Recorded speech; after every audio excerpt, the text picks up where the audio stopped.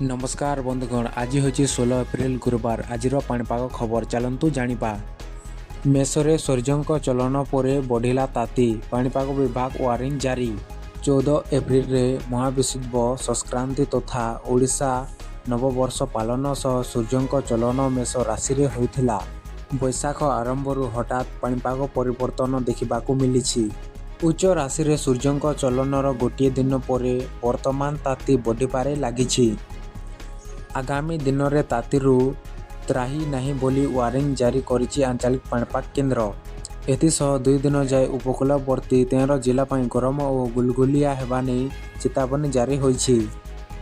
18 ରୁ 20 पर्यंत उपकूल पश्चिम और दक्षिण ओडिशा वार्निंग करिछि पाणीपाग विभाग। आज राजधानी भुवनेश्वर रे अत्यधिक गरम अनुभूत होइछि। दिन 12:30 रे 45 डिग्री सेल्सियस रेकर्ड करा जाइथिबा सूचना मिली। मध्याह्नरू अपराह्न पर्यंत अनेक रास्ता घाट प्राप्त सुनसान देखा मिलुछि।